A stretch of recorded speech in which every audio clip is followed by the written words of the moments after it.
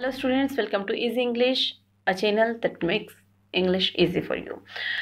This is the second part of the chapter, Nelson Mandela, A Long Walk to Freedom. Before I start, I would like to remind, please do subscribe my channel so that I can give you the required content and the most important questions for the board examination as well. Now let's continue.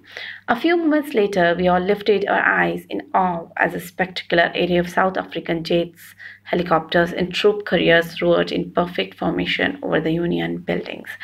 तो ये जो lines I 4 lines इसमें वो कुछ नहीं बता रहा है, वो कह रहा है कि भाई हमें बहुत सरप्राइजिंग लगा, बहुत अच्छा लगा, और मतलब सरप्राइजिंग अच्छा लगना कि जिस तरह से साउथ अफ्रीकन जेट्स जो हैं, हेलीकॉप्टर्स जो हैं, ट्रूप करियर्स जो हैं, वो कितने अच्छे अच्छे फॉर्मेशंस बना रहे थे। अच्छा, ये जो ऑफ था, ये जो अच्छा लगना था, ये अच्छा क्यों लगा था? ये अच्छा इसलिए लगा था, इसलिए नहीं क्योंकि वो मिलिट्री का फोर्स देख करके वो लोग खुश हो रहे थे। It was not a display of pin point precision and military force. ये पिन पॉइंट प्रिसीजन या मिलिट्री फोर्स की वजह से खुश नहीं था। Military is opposite of democracy. Military rule is opposite of democracy. Military rule आपको पता होगा, जैसे कि पाकिस्तान में कई बार लगा है, तो इस वजह से बता रहा है कि भाई हमारे देश में तो डेमोक्रेसी थी, हम इस वजह से नहीं खुश थे कि मिलिट्री इतना अच्छा पावर बता रही, इतना पावरफुल प्रेजेंटेशन दे रही है। हम तो क्यों खुश थे? But a demonstration of the military's loyalty to democracy. प्रदर्शन हो रहा था, किस चीज़ का प्रदर्शन हो रहा था? कि मिलिट्री जो है वो लॉयल है, किसके लिए लॉयल है? अब डेमोक्रेसी के लिए लॉयल है, इस चीज़ का प्रेजेंटेशन हो रहा था। और किसके लिए लॉयल है? To new government that had been freely and fairly elected. और उस चीज़ के लिए वो है लॉयल है, फ्री, और डिमॉन्स्ट्रेशन था कि भाई फ्री और जो फेयर इलेक्टेड गवर्नमेंट है उसके लिए अब ये जो है military military will be loyal to the democratic government. There will be no military rule over there. People will be free. People will be treating each other fairly. There will be no military rule. Military will be serving the country rather than ruling the country. Military जो है country को serve करेगी, ना कि rule करेगी. One moment before the highest general of the South African Defence Force and Police, the chest bedecked with ribbons, medals from day gone by, saluted me and pledged their loyalty. जो बच्चों जो lines important होगी उनको मैं थोड़ा ज़्यादा explain करूँगी, जो इंपॉर्टेंट नहीं हो मैं थोड़ा आपको ऐसे ही जल्दी में थोड़ा समझा दूँगी। तो कुछ देर पहले ही जो है साउथ अफ्रीका के डिफेंस के जो पुलिस ऑफिसर्स हैं, जो ऑफिसर्स हैं, जिनकी चेस्ट पर वीरता के पुरुष मेडल्स लगे हुए हैं, वो अभी क्या कर रहे थे? उनको सैल्यूट कर रहे थे और उनके लिए लॉयल्टी की प्लेज ले रहे थे। अच्छा, ये लाइन अभी इंपॉर्टेंट है। आई वॉज नॉट अनमाइंडफुल, मैं भूला नहीं हूँ। क्या चीज़ नहीं भूला हूँ? ऑफ द फैक्ट, मैं ये चीज़ नहीं भूला हूँ, that not so many years before they would not have saluted but arrested me. तो वो बोलते हैं कि मैं भूला नहीं हूँ कि कुछ दिन पहले मुझे सैल्यूट नहीं कर रहे थे बल्कि अरेस्ट कर रहे थे। तो वॉक के बारे में बता रहा है, अच्छे एक्सपीरियंसेस, बुरे एक्सपीरियंसेस सब अभी उनको याद आ रहे हैं। Finally a शेवरन of Impala jet left a smoke trail of the black, red, green, blue and gold of the new south African flag. तो जो जेट है उसने क्या किया है? स्मोक का ट्रेल, आपको पता है वो अलग अलग कलर के धुएं जैसे जो निकलते हैं, रिपब्लिक डे पर दिखाए जाते हैं हमारे देश में भी, तो वैसा वो अलग अलग कलर्स निकले। Nothing important. अब यहाँ पर बहुत इंपॉर्टेंट है, ये आपको सीन पैसेज में भी आ सकता है। The day was symbolized for me. The day was important for him. Why? The day was important for him because by playing of 2 national anthems, he made the day special. He made the day memorable by playing 2 national anthems. 2 national anthem वहाँ पे play किए गए.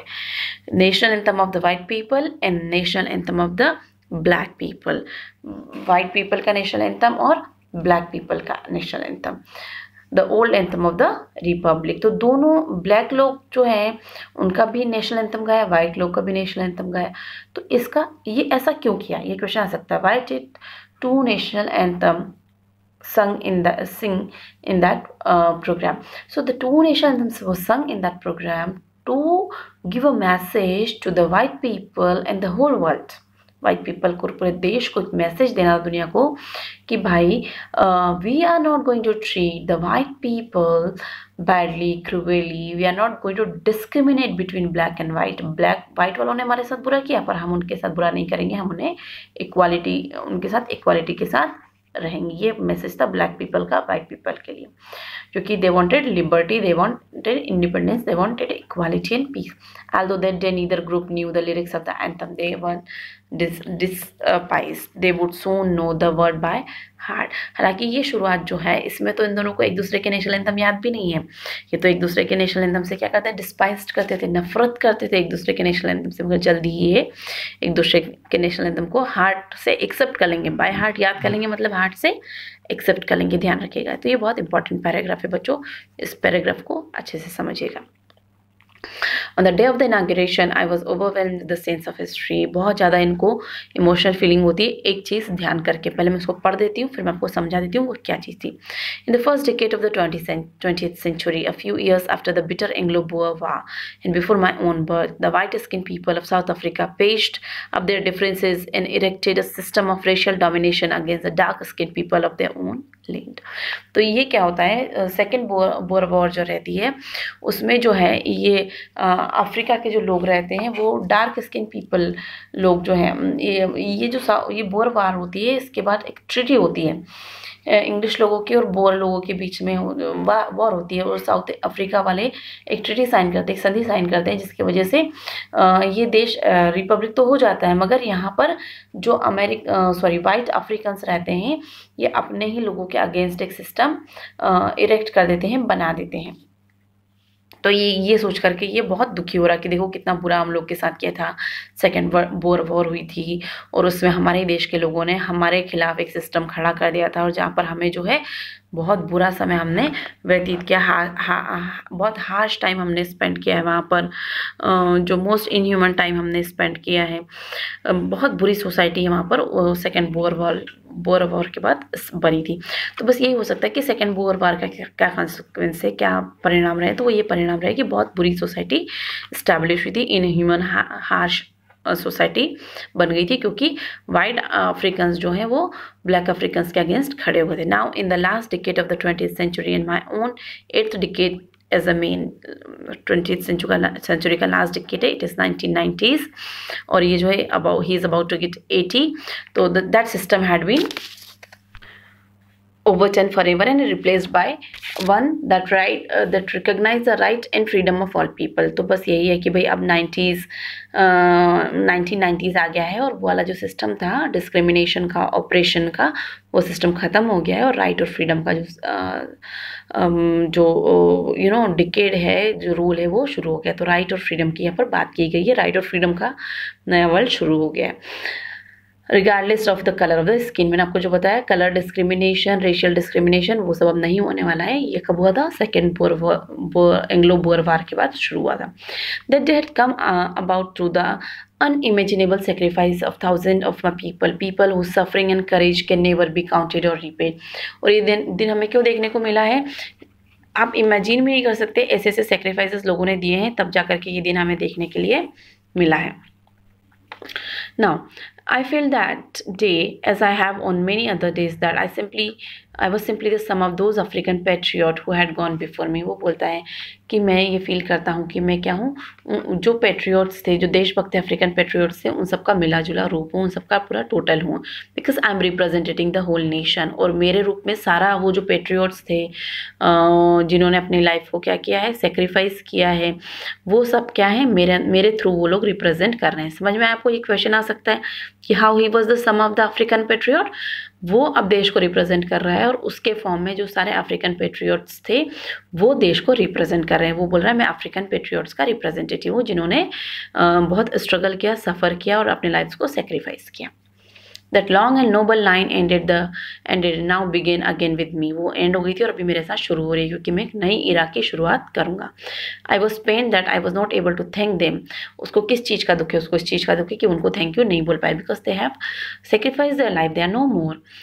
And that they were not able to see what their sacrifice had wrought. और वो लोग अब देख नहीं पा रहे हैं कि उनके सेक्रीफाइस से क्या बन गया है, क्या नया देश बन गया है. The policy of apartheid created a deep and lasting wound in my country and my people. Apartheid के बारे में मैंने बहुत डिटेल में लास्ट उसमें बात किया है.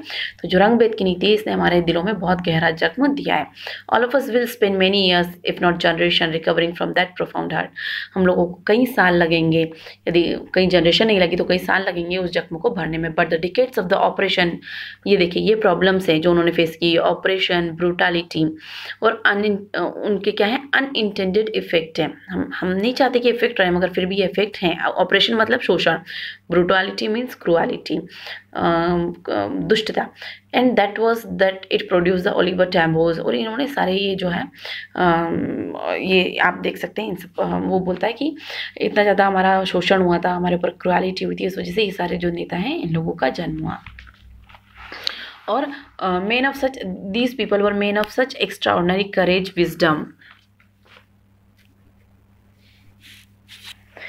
courage, wisdom and generosity that their like may never be known again। तो भाई उनके जैसे नेता क्यों नहीं हो सकते? क्योंकि वो इतने करेजियस थे, इतने इंटेलिजेंट थे और इतने जेनरस थे, मतलब उदार थे।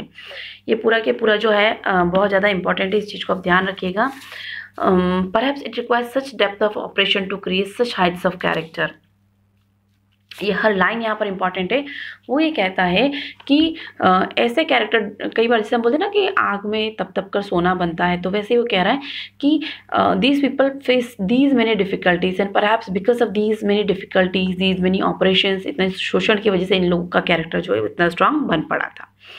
My country is rich in minerals and gems that lie beneath its soil, but I have also known that its greatest wealth is its people, finer and truer than the purest diamonds। तो यहाँ बच्चों फिर एक question आ गया है कि वो किसको अपने देश का रियल वेल्थ कहता है। What was the greatest wealth of his country? क्या सबसे बढ़िया वेल्थ था? तो उसके पीपल थे जो कि बहुत बेहतर थे, करेजियस थे, जेनरस थे, वाइज थे। तो ये ज़्यादा बड़ी वो वेल थे। ठीक है, बहुत इंपॉर्टेंट है, इसको ध्यान रखिएगा। It is from these comrades in struggle that I learn the meaning of courage. ये फिर से इंपॉर्टेंट हो गया कि उसके अकॉर्डिंग करेज का मतलब क्या है। Time and again I have